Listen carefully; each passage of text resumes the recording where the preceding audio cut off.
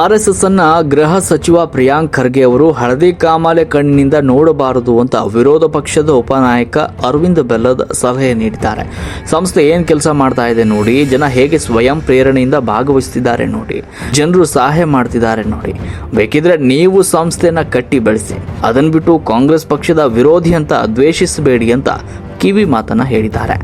ಖರ್ಗೆ ಅವರಿಗೆ ಒಂದ ವಿನಂತಿ ಮಾಡ್ಕೊಂತೀನಿ, ಗೃಹ ಇಲಾಖೆ ಅಂತಂದ್ರೆ ಬಹಳ ಜವಾಬ್ದಾರಿಯುತ ಇಲಾಖೆ, ಎಲ್ಲಾರನ್ನೂ ಸ್ವಲ್ಪ ಸರಿ ಸಮಾನವಾಗಿ ನೋಡ್ಬೇಕಾದಂತ ಇಲಾಖೆ.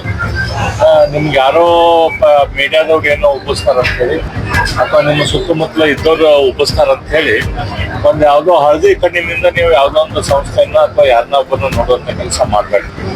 ನೀವು ಬಂದು ನಿಜವಾಗಿ ಏನ್ ಕೆಲಸ ಮಾಡ್ತಾ ಇದ್ರೆ, ರಾಷ್ಟ್ರೀಯ ಸ್ವಯಂ ಸೇವಕ ಸಂಘ ಏನ್ ಕೆಲಸ ಮಾಡ್ತೈತಿ, ಅದ್ರ ಕಾರ್ಯಕರ್ತರು ಏನ್ ಕೆಲಸ ಮಾಡ್ತಾರ ಅದನ್ನ ನೋಡ್ರಿ. ಆ ರೀತಿಯ ಸಂಸ್ಥೆಗಳಿಗೆ ಸಹಾಯ ಮಾಡುವಂತ ಕೆಲಸ ನೀವು ಮಾಡ್ರಿ, ಆ ರೀತಿಯ ಸಂಸ್ಥೆಗಳನ್ನು ಕಟ್ಟುವಂತ ಕೆಲಸ ನೀವು ಮಾಡ್ರಿ. ಜನರಿಂದ ನಡೆಯುವಂತ ಸಂಸ್ಥೆಗಳಿವಲ್ಲ.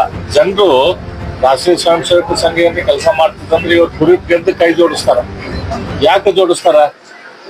ಆ ಸಂಸ್ಥೆ ಅಷ್ಟು ಒಳ್ಳೆ ಕೆಲಸ ಮಾಡ್ತೈತೆ ಅಂದ್ರೆ ಆ ರೀತಿ ಕೈ ಜೋಡಿಸ್ತಾರ. ಅದನ್ನು ನೀವು ನೋಡ್ರಿ. ನಮ್ಮ ವೈರಿಯಲ್ಲಿ ಕೂಡ ಏನು ಒಳ್ಳೆ ಗುಣ ಇರ್ತದೆ ಅದನ್ನ ನಾವು ನೋಡಿ ಕಲಿಬೇಕಂತ ಹೇಳ್ತಾ ಇರ್ಬೋದು. ಆ ರೀತಿ ನಿಮ್ಗ ರಾಷ್ಟ್ರೀಯ ಸ್ವಯಂ ಸೇವಕ ಸಂಸ್ಥೆ ಬಗ್ಗೆ ನಿಮ್ ಕಾಂಗ್ರೆಸ್ ಪಕ್ಷದವ್ರಿಗೆ ನಿಮ್ಗೆ ವಿರೋಧ ಇರ್ಬೋದು, ಆದ್ರೆ ಒಂದು ಯಾವ್ದೋ ಒಂದು ಸಂಸ್ಥೆ ಒಳ್ಳೆ ಕೆಲಸ ಮಾಡತ್ತಂತಂದ್ರೆ, ಒಂದು ಜನರ ಒಳ್ಳೆ ಕೆಲಸ ಮಾಡತ್ತಾರಂದ್ರೆ ಅದನ್ನ ನೋಡಿ ತಿಳ್ಕೊಳ್ಳೋದು ಮಾಡ್ರಿ. ಈ ರೀತಿ ಹಳದಿ ಕಾಮಾಲೆ ಕಣ್ಣಿನಿಂದ ನೋಡಕ್ ಹೋಗ್ಬಾರ್ದು.